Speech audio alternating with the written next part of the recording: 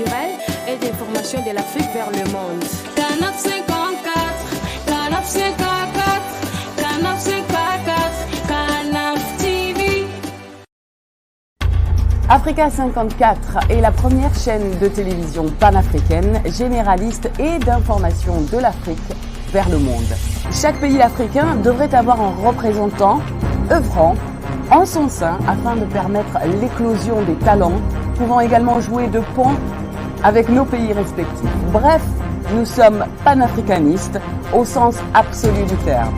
Canal Africa 54, dans sa devise, la première chaîne généraliste culturelle et d'information de l'Afrique vers le monde.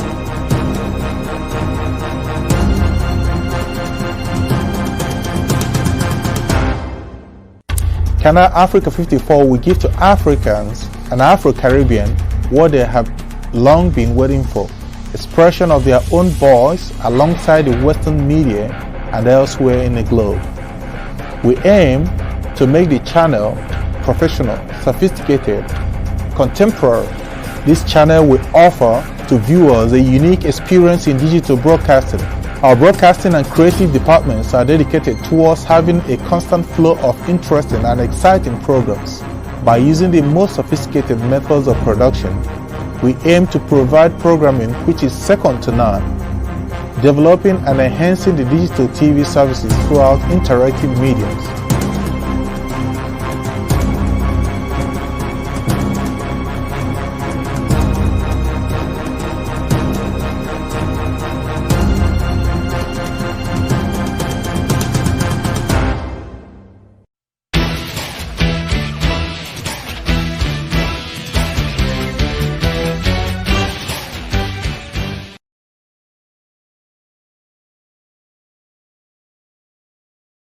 Bonsoir et bienvenue à votre émission Géopolitique, notre émission habituelle où nous décortiquons l'actualité sur le continent africain.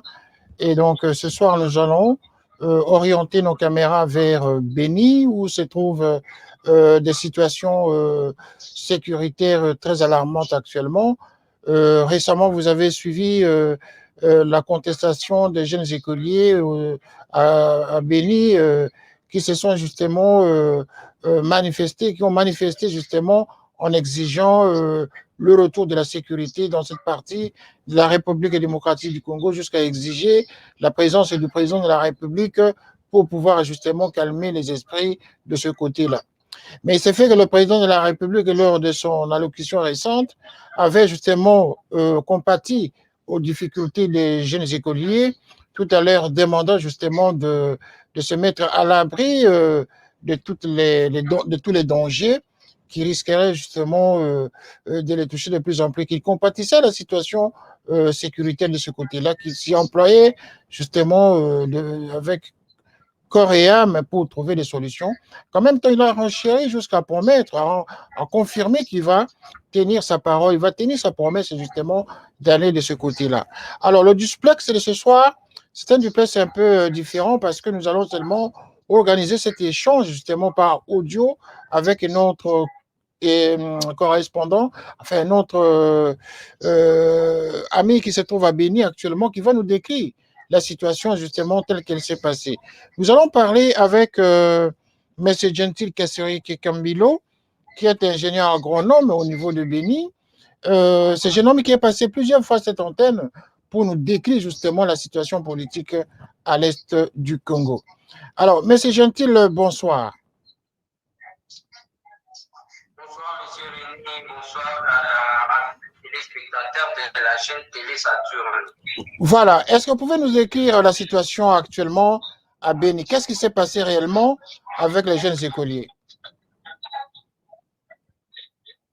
Bon, ça ne date pas d'aujourd'hui parce que c'est depuis le 19 mai que les enfants, les jeunes écoliers et les jeunes élèves de la ville des territoires de Béni, je peux dire en bref de la région de Béni, parce que ce n'est pas seulement de Béni, il y a ceux-là de Boutem aussi qui se sont unis avec ceux-là de Béni pour dire que trop c'est trop, ils doivent arrêter avec les activités et ils doivent maintenant faire ainsi au niveau de la mairie de Béni pour demander la présence du chef de l'État. Parce qu'ils ont donné des raisons totalement valables et tout le monde qui est humain peut nécessairement dire que ces enfants ont tellement raison.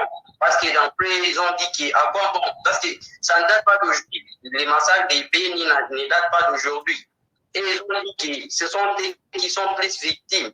Parce que chaque année, je peux le dire que chaque année, l'année scolaire, l'année académique, ne se termine pas en beauté. Il y a toujours des périodes de vacances qui sont inutiles. Il y a des interruptions. À chaque moment, il y a des interruptions. Une fois on a étudié, on peut faire une semaine sans étudier, même 2 semaines. Maintenant, les enfants ont dit trop, c'est trop. Donc, ils sont fatigués d'étudier dans de telles conditions. C'est pour cela qu'ils ont décidé d'aller faire un sitting au niveau de la mairie de Béni pour demander en fait la présence du chef de l'État. Pas seulement sa présence, mais son implication personnelle, parce qu'après, ils disent qu'apparemment, il n'est pas impliqué dedans, parce qu'il ne fait que promettre, qu'il sera là, qu'il va ramener la paix, mais sur le terrain, rien n'est fait. C'est pour cela qu'ils se sont décidés qu'ils doivent maintenant braver la peur. Ils se sont réunis, ils se sont unis, ils se sont mis ensemble, les filles ainsi que les garçons. Ils ont décidé de chaque fois passer nuit au niveau de la mairie de Béni, jusqu'à ce que le président lui viennent les trouver là-bas, ils veulent discuter avec lui, ils veulent lui exposer les vrais problèmes. Parce que d'après eux, ils disent que nos autorités ont souvent l'habitude de sauver l'année, mais ils ne sauvent pas vraiment l'éducation. Alors que l'éducation, c'est une arme puissante pour les changements. D'après eux, ils se disent qu'ils doivent tout faire. Ce n'est plus le temps de chaque fois sauver l'année parce que nous devons toujours terminer, nous devons toujours finir l'année. Non, ça pour autant sauver l'éducation. Ils se sont dit qu'ils sont prêts pour faire une année blanche sans étudier, mais pourvu qu'il y ait la paix. Parce qu'imaginez, ils étudient pendant 1 mois, après 1 mois, ils interrompent, ils peuvent faire 2 semaines à la maison, mais malheureusement, les 2 semaines qui ne sont même pas récupérables. Actuellement, on ne sait même plus, on parvient même plus à compter si l'année scolaire chez nous compte combien de mois. C'est hyper difficile parce que franchement, nos autorités ont l'habitude de sauver l'année, pas sauver l'éducation. Alors que c'est l'éducation qui est plus importante que tout ça. Oui, tout ça, on le sait. Ils venaient de faire une semaine. Oui. On le sait, l'éducation est primordiale justement dans la vie des enfants, dans la vie de toute personne. Mais maintenant, au regard des situations difficiles que traverse la région, quel est le regard, quelle est l'analyse qu'ils font de l'allocution du message qui a été envoyé par le président de la République il y a à peine 2 jours?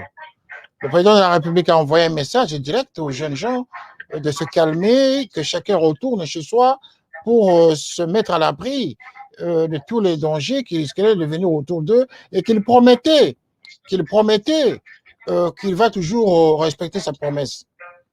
Comment est-ce que les jeunes gens ont accueilli ce message-là, du chef de l'État? Bon, malheureusement, c'est un message qui a fait plus de peine que du bien. Parce que lui-même a dit qu'il demande aux enfants de sortir de la mairie pour se mettre à l'abri des intempéries. Mais à l'abri des intempéries, ça ne fait pas du mal comme les massacres. Ils peuvent se mettre à l'abri des intempéries, mais ils ne sont pas à l'abri des massacres. C'est ce qu'en principe, ils devraient dire. À l'abri des massacres, c'est ce que les enfants sont en train de demander. Pour eux, les intempéries comptent moins. Parce que, imaginez, nous sommes dans une saison pluvieuse. Actuellement, il pleut beaucoup ici à Ville, mais ces enfants dormaient. À l'extérieur, ils n'avaient ni de bâches, ni personne pour les aider. Mais ils passaient nuit là-bas, sans couverture, sans quoi. Ils étaient seulement là-bas. Et ils se sont débrouillés pour construire des trucs là, comme des maisons de nos militaires. Ce sont des trucs comme des maisons de pygmées, en fait, là où ils passaient nuit. Mais pour dire que le président a dit qu'ils doivent sortir, ils doivent se mettre à l'abri des intempéries, bien sûr, c'est bien ce qu'il a dit, mais il a oublié le plus important, qu'ils doivent se mettre, ces enfants, ils ont besoin de se mettre à l'abri des massacres, pas des intempéries. Les intempéries, ce n'est pas un problème sérieux pour eux. Pas pour la communauté de Béni, les intempéries, ça ne dit rien. Mais ils doivent nous mettre maintenant à l'abri des massacres. Lorsqu'il dit qu'il va venir, il combattit avec nous. Bon, nous, d'une part ou d'une autre, on ne les croit pas. Parce que combattre, ça ne se fait pas par la bouche. Il devait le faire par les gestes. Que tout le monde puisse les voir lui-même arrive. Pourquoi n'est pas arrivé? Lui-même a été conscient. Il est conscient de ce qu'il avait dit hier. Il dit que sa présence, donc pour lui, sa présence n'en vale à rien. Parce qu'il n'a pas, bien sûr, il n'a pas un bateau magique pour amener la paix, mais sa présence peut être très confortante pour la population de Béni. Ils ont plus besoin de sa présence parce qu'on sait qu'une fois lui, il est là, il va tout faire pour se mettre avec tous ces généraux qui sont ici à Ville de Béni, tous les services de sécurité. Ils doivent les conscientiser, ils doivent leur remonter la morale aussi et donner de l'espoir à la population.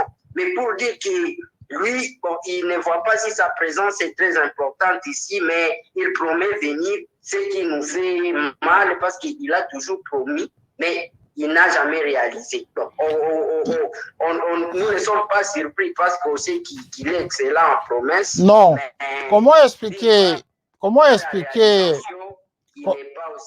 D'accord. Comment expliquer cette exigence? Comment expliquer franchement cette exigence de voir le président de la République physiquement dans une zone comme ça en conflit et dans une zone qui est en... Voilà, où se trouvent tous les groupes armés, on ne sait pas qu'est-ce qui se mijote derrière tout ça, mais le chef de l'État commande des unités, commande l'armée, commande les services de sécurité qui sont sur place.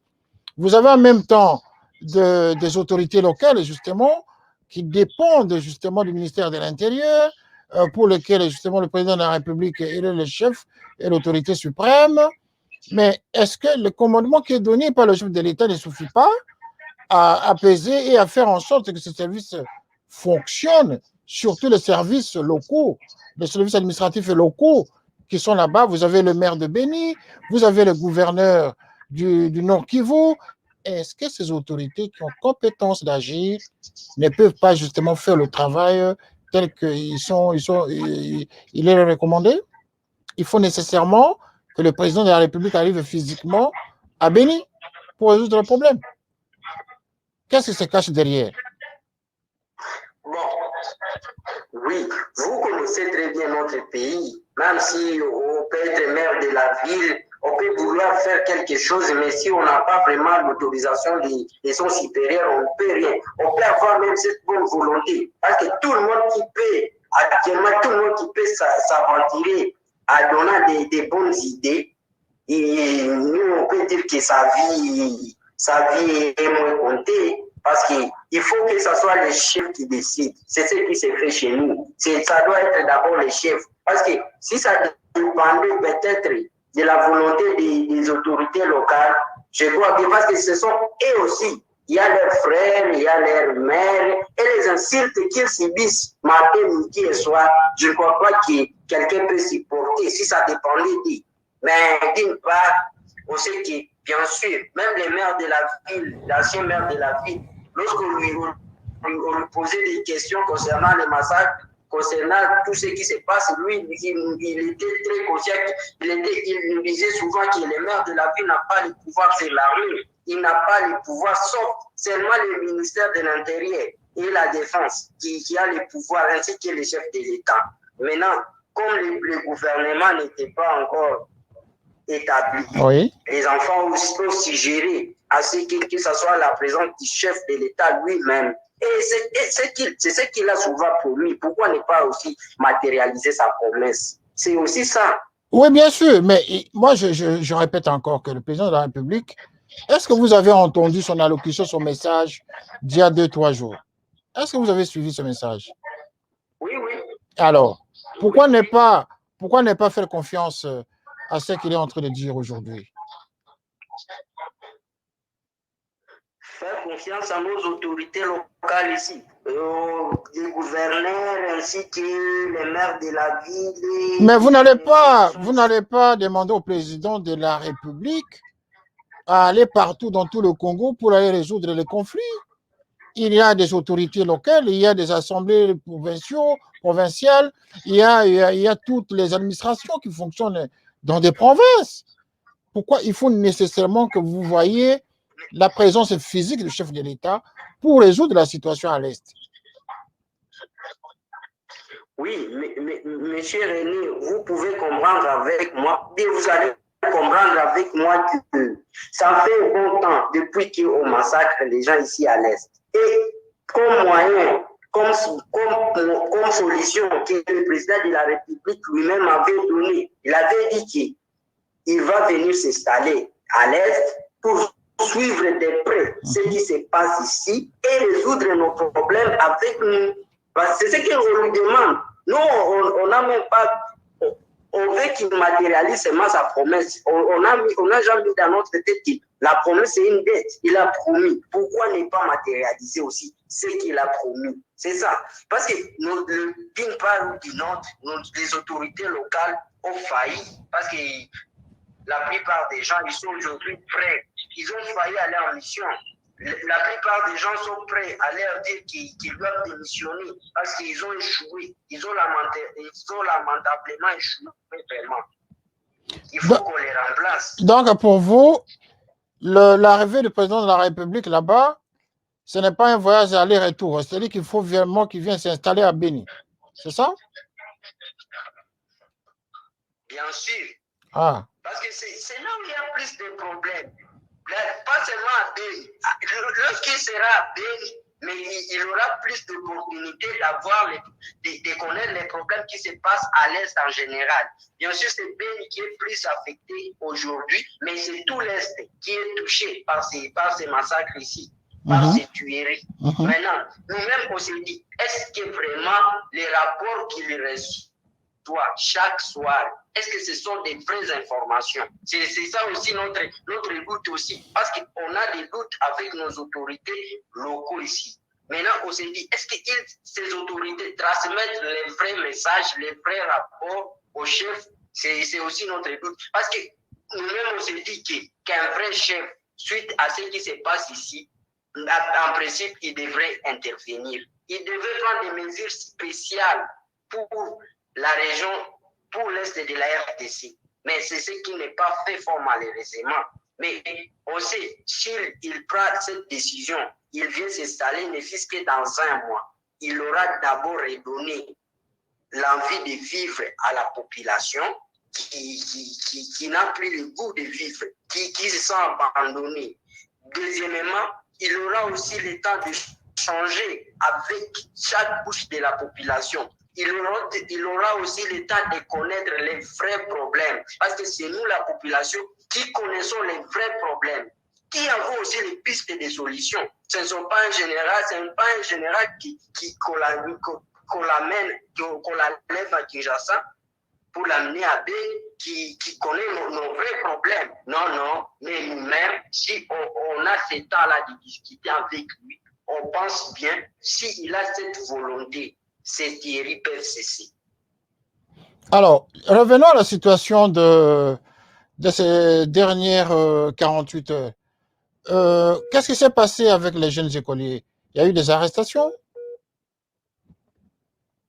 Voilà, nous sommes en difficulté justement. Oui, qu'est-ce qui s'est passé aujourd'hui avec les jeunes écoliers? Il y a eu des arrestations et quelle est la suite aujourd'hui? Dans la journée d'hier et d'aujourd'hui, nous avons appris qu'il y a eu beaucoup d'arrestations de ces jeunes écoliers. Qu'est-ce qu'il en était au juste?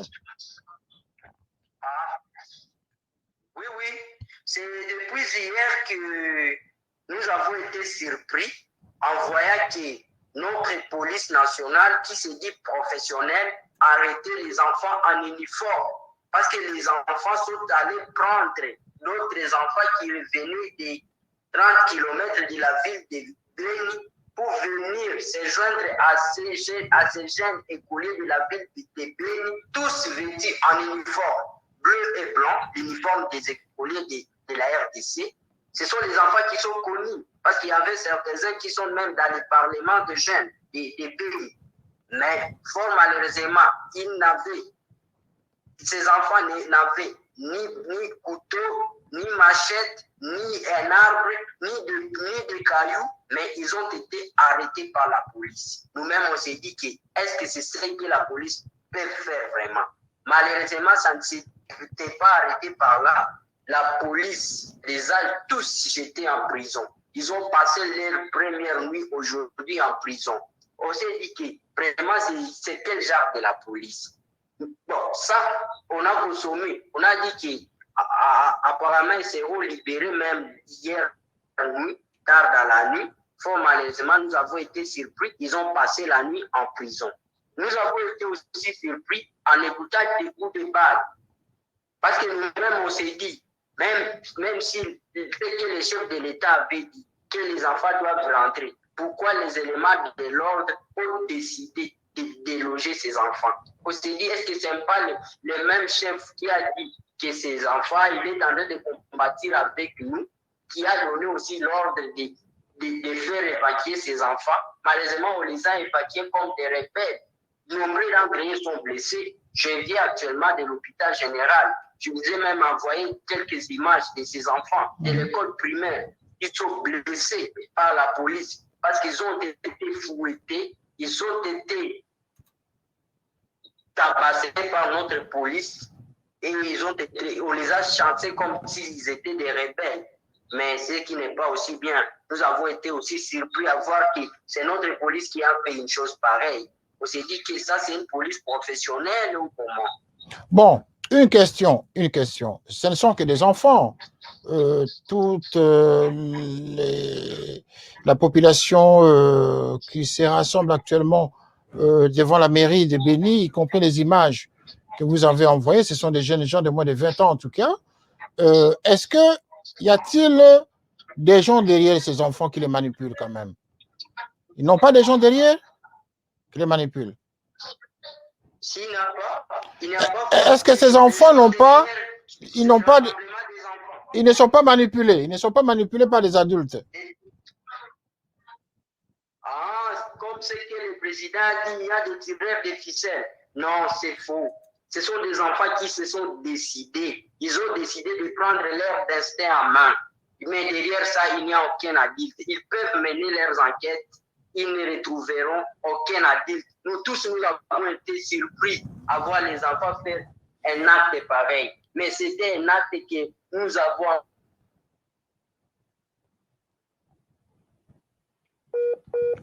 Oui, un acte que vous avez approuvé, c'est ça? Un acte que vous avez fait quoi? Vous avez approuvé l'acte? Je disais que c'est un acte que nous avons encouragé. Parce que les enfants, c'est la jeunesse qui a pris maintenant leur destin en main. On s'est dit qu'il n'y a pas plus question parce qu'ils ont dit que, premièrement, c'est nous jeunes qui sommes plus perdants dans ça. Et en plus de notre éducation qui est mise en fait. On s'est dit, est-ce que nous avons vraiment les autorités qui se soucient de notre éducation? C'est pour cela les enfants se sont dit trop, c'est trop. Ils sont prêts. Même à vos enfants, ils se disent que ce n'est plus question de sauver l'année, mais c'est une question de sauver leur éducation, leur formation. D'accord. Pourquoi alors en ce moment-là, toute la population de Béni ou du Nord Kivu, y compris les adultes, y compris les hommes d'affaires, y compris toutes les professions de Nord Kivu, ne se soulèvent pas comme un seul homme pour dire on accompagne les enfants pour un dernier soulèvement et chasser carrément toutes les fractions rebelles qui dérangent le Nord Kivu. Pourquoi les populations, les parents ne se mettent pas debout, y compris vous les adultes, pour accompagner les enfants, pour faire un dernier forcing? Ça pourrait être un bon message pour le président de la République, que de laisser juste les enfants prendre autant de risques. Pourquoi les adultes n'accompagnent pas les enfants dans cet élan? Monsieur René, ce que les enfants ont fait, c'était ce que les adultes faisaient. Mais sauf malheureusement, dans toutes les marches des adultes, il n'y avait que des morts et des pertes, il y avait que des pertes humaines et des blessés, plusieurs blessés. Maintenant, la population, les adultes, ils se sont dit, parce qu'on venait de faire d'abord un mois sans activité à Beni. C'était les adultes qui avaient décrété ça. Après un mois, ce sont les enfants qui ont pris les relèves. Parce que les enfants ont décidé de passer à la vitesse supérieure jusqu'à arriver au niveau d'aller faire un sitting au niveau de la mairie de Beni pour exiger la présence du chef de l'État. Mais moi-même, je me dis, si les adultes se soulevaient au même moment que les enfants,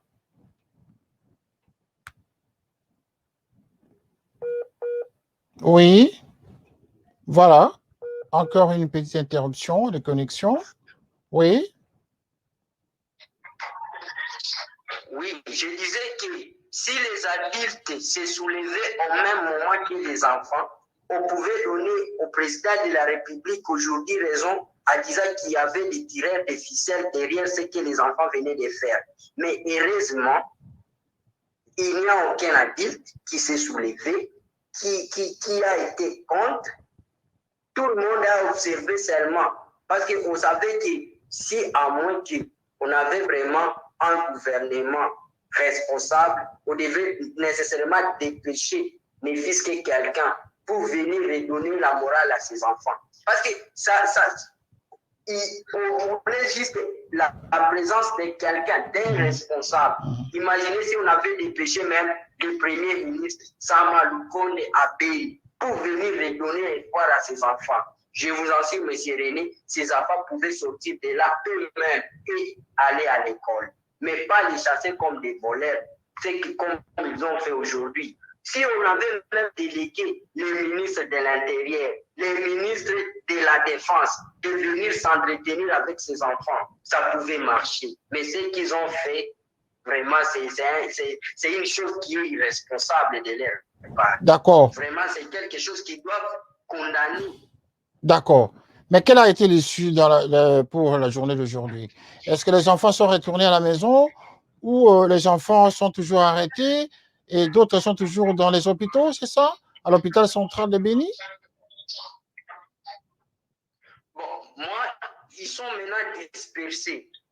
Parce qu'actuellement, à la mairie de Beni, ce n'est que il y a une grande dispositif de la police et des FARDC, de l'armée congolaise. Donc, on ne peut pas accepter qu'un enfant qui porte bleu et blanc accède à ces sites. Donc, les enfants sont dispersés. Il y a les gens qui sont à l'hôpital. Moi, je me suis vu avec une dizaine de jeunes qui ont été frappés à mort par la police. Ils sont là à l'hôpital général de référence de Beni. Il y a les autres, comme M. Salva, qu'on pouvait être avec lui, qui a passé lui en prison, qui crée aussi pour sa santé, pour sa sécurité, parce qu'il est membre du Parlement des jeunes. On est en train de dire que le Parlement d'enfants serait derrière ça. Mais c'est ce qui est faux, parce que c'est ce qu'ils ont fait, ça ne concernait même pas le Parlement d'enfants, mais ça concernait les élèves et les écoliers de la ville de Beni. Donc, s'ils disent qu'il y avait des tireurs judiciaires derrière ça, ils doivent demander les écoles, pas demander une autre couche. Alors que les écoles, il n'y a même pas quelqu'un qui s'intéresse à la politique. Voilà. On va terminer l'émission avec une dernière question. Qu'a fait le gouverneur du Nord-Kivu à ce sujet? Est-ce que le gouverneur du Nord-Kivu, le gouverneur, quel est son rôle là actuellement? Est-ce que le gouverneur du Nord-Kivu s'est déplacé physiquement à Beni, ne fût-ce que pour apaiser les jeunes? C'est pour cela que vraiment le cas est très complexe. C'est très difficile à comprendre. Parce que imaginez, même le gouverneur n'a pas eu vraiment ce courage de venir apaiser. Il s'est tué. ce n'est que les maires des villes qui donnent les déclarations, malheureusement des déclarations qui font mal au cœur. On se dit, est-ce qu'ils partagent la même souffrance que nous? Est-ce qu'ils ressentent cette douleur qu'un jeune garçon qui avait tous ses parents, qui se réveille le lendemain, il n'a rien. On a tué ses parents. On s'est dit qu'on n'a pas les autres. Permettez, même si les enfants réclamaient la présence du président lui-même, parce qu'on a pris confiance en nos autorités locales.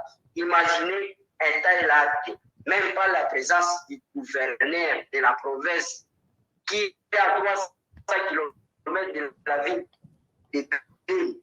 Nous-mêmes, on s'est dit est-ce qu'il est là seulement? C'est ça aussi. Donc, il n'y a aucune déclaration, sa présence, il n'a envoyé personne à ville de Béni. Voilà, donc vous êtes livré à vous-même, c'est ça? Oui, on est délaissé, donc on est obligé de nous battre. On ne sait pas si vraiment les Congos, nos autorités, savent qu'on fait partie de ces pays, que Béni fait partie du territoire national. On ne sait pas s'ils ont ça vraiment. Mais ils sont là, ils sont excellents pour nous faire payer des taxes. C'est ça un problème sérieux. En nous faisant payer les taxes, ils sont excellents malgré les massacres, mais on paye les taxes. Voilà, merci. On paye les taxes parce que, bon, il faut faire fonctionner le pays, il faut faire fonctionner les institutions, il faut que le pays tourne, il faut que l'économie du pays fonctionne. C'est la raison pour laquelle tout le monde est soumis justement à payer les taxes de l'État. Voilà, M. Gentil, en tout cas, merci pour cette intervention. Merci pour ce duplex un peu spécial, hein, pour des raisons techniques avec vous de l'autre côté.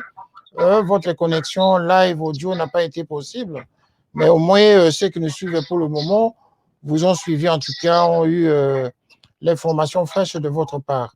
Merci en tout cas et bonsoir chez vous et tout en vous souhaitant en tout cas bonne chance.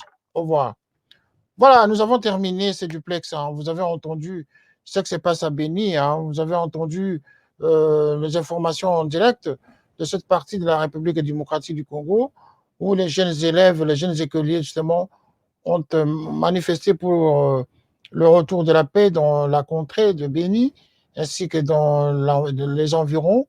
Et il y a ce malheur comme ça qui touche toute une population. Toute la population est sombre, justement, dans l'incertitude. Ils exigent que le président de la République aille physiquement de ce côté-là. Bon, là, le président de la République a envoyé un message.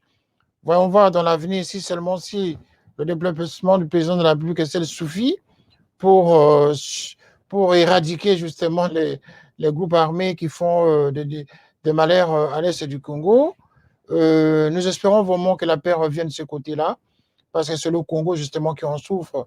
Le Congo en souffre depuis une vingtaine d'années maintenant, depuis l'arrivée de Kabila au pouvoir, c'est-à-dire depuis la FDL au pouvoir.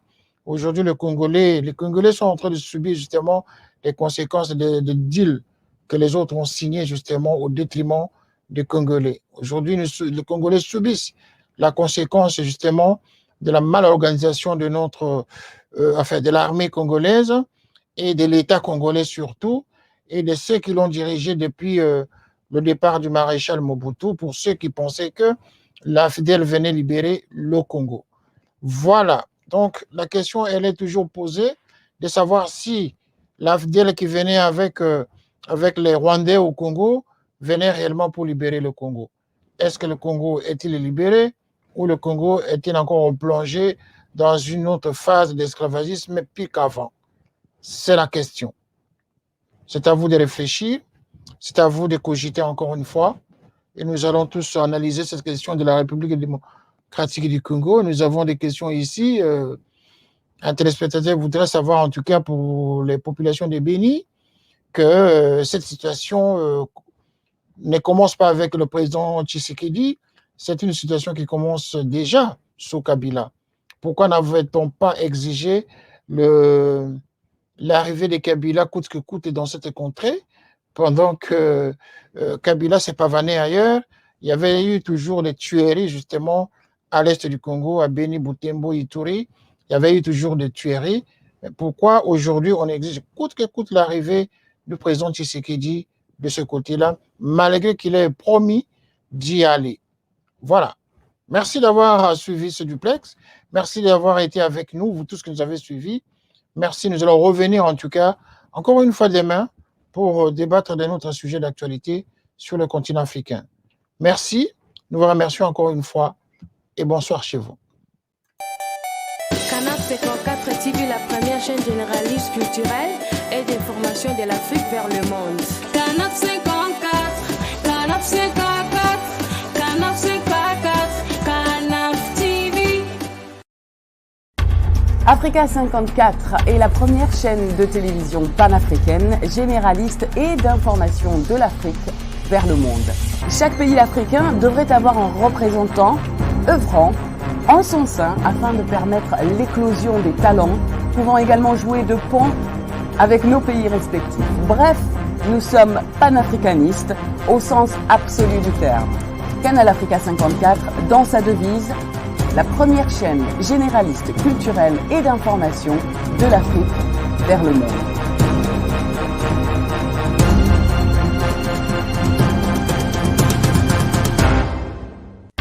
Canal Africa 54 will give to Africans and Afro-Caribbean what they have long been waiting for, expression of their own voice alongside the Western media and elsewhere in the globe. We aim to make the channel professional, sophisticated, contemporary. This channel will offer to viewers a unique experience in digital broadcasting. Our broadcasting and creative departments are dedicated towards having a constant flow of interesting and exciting programs. By using the most sophisticated methods of production, we aim to provide programming which is second to none, developing and enhancing the digital TV services throughout interactive mediums.